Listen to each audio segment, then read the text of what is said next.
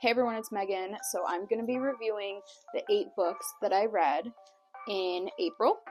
And it's a little late now, but I was on vacation, so I was finishing up some few books. And so let's get into what I read and how I felt about them. So, Wolfsong by TJ Klune. So I read this with Nick. He read this a couple months ago and he really wanted me to read it. I read this with Nick for our other video that's going to be coming out of our book club reviews. I gave this a 5 out of 5. And for spice, I gave it like 1, I think. This book was amazing.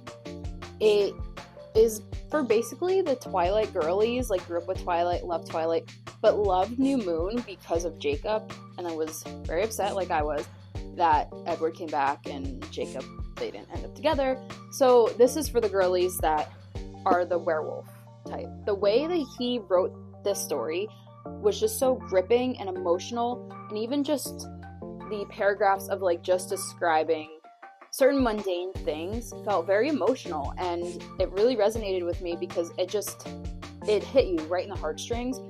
For everything that Ox, the main character, goes through, you just feel so bad for him, but you feel very triumphant for him as well because you want him to overcome these obstacles. And then you feel sad, and then you feel happy, and then you feel scared. And this book really just brought out all the emotions, and I thought this was perfectly written. It was very like romanticized as well, like just the wording and how he wrote, and it really lured you in. And I would definitely recommend this book. If you're looking for spice, though, it's in the very last chapter. I didn't take off any points for that just because it wasn't about that. But if you were looking for something spicy, there's really nothing in this. This just opened up a really fun world for this series. I thought this book was amazing, and I'm excited to read the next one. Nick and I are going to be reading it for May. It's called Ravensong, and I'm very excited for that one. So I definitely would recommend this one. Broken Flames by M.K. Ahern. So this is a TikTok buy. I was in love with the cover art. I saw that the inside was a dedication for the girlies that wanted Zuko and Katara to be together in Avatar: The Last Airbender. So I was definitely hooked off of that. I gave this a 3.5 out of 5, and the spice, I think I gave it a 2 out of 5. It was a good start. This book had a lot of grammatical errors and typos, and it just feels like it didn't go through a final process of like an editor to figure out if it was like purely good to go, which was a little disappointing. But the story was good. It was a marriage of convenience, enemies to lovers. It had all the tropes that you were looking for. And you're really rooting for the main male character.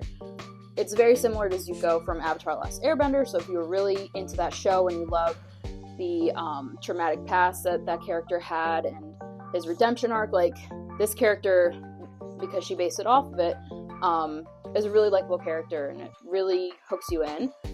I don't think I'll be reading the next one. I just felt like this was fine as it was, and I'm not really interested in reading the next one. But I would recommend it if, you're really into stuff like this, and it has dragons and water, fire elements, earth, all the elements are involved. And I just felt like it was a good start, and I would recommend it, but I unfortunately will not continue either. So next is Powerless by Lauren Roberts. So I have a really hot take on this. I unfortunately DNF'd this book. I got to page, I want to say like, let's see, I think I have it dog-eared. I got to page 119. I really did give this a chance. I wanted to like this book a lot because it has a lot of fans love this book. It's all over TikTok. They're making candles at the bookstores. They're making Funko Pops. They're making everything about this book. So I had bought this months ago, and I said, okay, I'm gonna now read it. So the one thing that kind of deterred me was the words are so small, but the pages are also small for a hardcover. So I still powered through, gave it a chance. But I'm reading it, and I understand it's more young adult. That's fine. I'm reading it, and I'm kind of like getting these weird deja vu, like I've read this book before. But I put it past, I just kept going.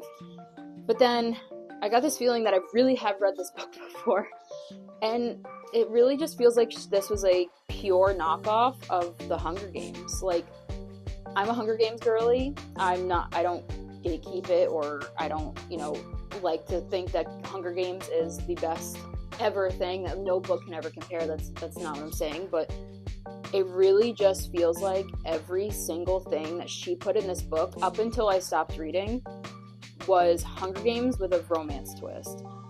And the way I best described it to was, it was the Hunger Games verbatim, word for word, with Red Queen in it. It really just feels like she read those two books and combined them and said, this is my own book.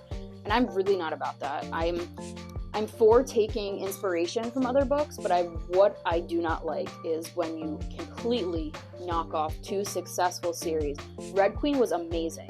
Red Queen was, there were some trials and political strife and whatnot, but people had different powers, elemental powers, anything that you could think of power-wise. Like, she was so in depth and descriptive, and they somehow ended up in here. And then it was Hunger Games, fight to the death, and it was just, even the wording, it felt like it was pulled from the Hunger Games, which is just icky. Like, you have to think of your own original stuff. Like, the one thing that the king and queen would shout for the trials, for the fight to the death with the kids, was like, it was very similar to "May it ever be in your favor." It was so close to that I was like, wow, you really just knocked off an entire series and thought that was okay. I 1000% wouldn't recommend this book. Like, I was actually so deeply disgusted by this that no. Like, I'm not even going to put it on my main shelves. It's going to go, like, hidden in the back over here because I don't want it out, because it annoyed me that much. The Ballad of Never After by Stephanie Garber. So this is the second in the Once Upon a Broken Heart series. I'm currently reading A Curse of True Love right now to finish the series. I gave this one a 3.5 out of 5, like 0 for spice. There's really nothing in these books, not even like romance in any way. I gave this a 3.5 out of 5 though, just because it was still good, and I really purely read it and finished it so I can continue the series, because I was already kind of like halfway there. So I decided to just finish it because I did want to read the last book, as I heard good things about it. I didn't really hear anything good about this one. It really felt like everything happened, but nothing happened at the same time, if that makes sense. Like,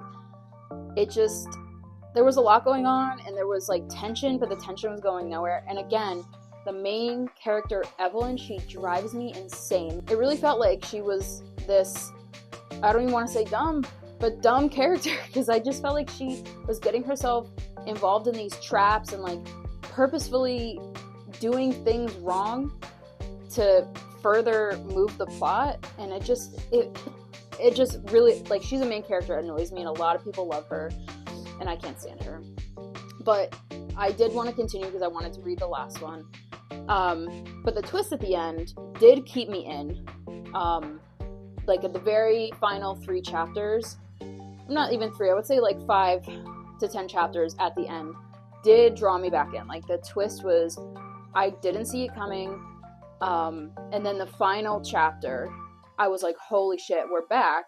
So it really was the end of this book that kind of like kept me going. If it didn't end the way it did, I kind of don't think I would have kept going, really, but it was the end that drew me in. So I would recommend this one. It wasn't terrible, it wasn't great, but again, it was the ending that really draws you in. Butcher and Blackbird by Brynne Weaver. So I had wanted this book for a long time, and I was really excited to read it. So I actually read this in between Powerless, because I gave Powerless kind of like a little break, and I thought, okay, maybe I'll switch gears and go to something more modern, not fantasy, and then maybe that'll help my slump. Unfortunately, it didn't, but I did read this very quickly. It did grab me in. I gave this a 4 out of 5, and Spice, I think I gave 2.5 out of 5. This book was a lot of fun. I didn't really expect to like it as much, because there was some trigger warnings in the front, which usually I'm fine with trigger warnings, but there was a cannibalism trigger warning in the beginning, and stuff like that freaks me out. I'm all for gore movies and horror movies. I don't like cannibalism stuff. It freaks me out. So when I saw that trigger warning, I was like, oh god, like I don't think I'm gonna like this book. But this book was like kind of like a dark romantic comedy in a way. I love the characters. They were so funny. Their dynamic was hilarious. They, you know, it's so interesting to read like a book with a new plot, like a new storyline. Like this one was about two serial killers that kind of like meet up every year, and then they have like a race to see if they can kill like a bad guy. It's usually another serial killer or murder or whatever. If they can kill the other serial killer before the other one, like it's a game of race kind of thing they do every year, and then he ends up falling for her. And I just think that premise is so funny. Like it's just not something you see or read about every day. So I really enjoyed this, and I know it's gonna be made into an Amazon show, I think, so I wanted to get ahead and read this and then read the next two. But I usually don't like adaptations at all from books into movies or shows, but I really enjoyed this book, and I probably would watch the movie / show or whatever is going to come out. I probably would watch it because I didn't enjoy this that much, and I think it would be actually really funny as a show or a movie or whatever they're going to do. So yeah, I would totally recommend this book, and Leather and Lark is next. I'm going to read that this month. But yeah, this is a great start to that series, and like I said, if you're looking for something new in the romance, dark romance comedy type genre, this is a good one to start with. Death by Laura Thalassa. This was the fourth and final book in the Four Horsemen series. I gave this a 4 out of 5, and I gave The Spice probably like a 2.5, 3 out of 5. I really like this book. It was a really good conclusion for this series.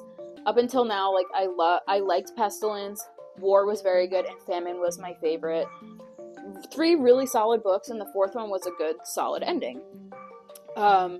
I did like the kind of dynamics that the characters had in this. Like, the main character can't die. Like, she just has this, like, holy curse type of thing on her that makes her not be able to die. And death, of course, brings death, brings life. He's there to eradicate everybody. That's his goal. And then falling in love with her, the main character. And it was a really good and even heartwarming story. The ending really did get me going, like the tears that wanted to come out, like I really did have to hold them back, because it was just very sweet, and it was very like a nice written conclusion. A lot of books you get recently at the end kind of have this like hope that they're gonna continue, like, oh, like here's some loose ends that maybe I'll tie up. Like, no, there were no loose ends. She wrapped this up perfectly, and even it was just heartwarming at the end with the lines he was saying and like what he went through and what it means to be human and how humanity can prevail. And it was just very heartwarming and emotional, and it really did have you feeling all the feelings all throughout these books. It really did have hidden messages and meanings and that are important. And the only reason I would take off a point instead of a 5 and it was a 4, I really did feel like this dragged for a long time. This was, let's see, 545 pages, I think. I felt like this could have been cut down by like 200 pages, unfortunately. I'm all for a long book.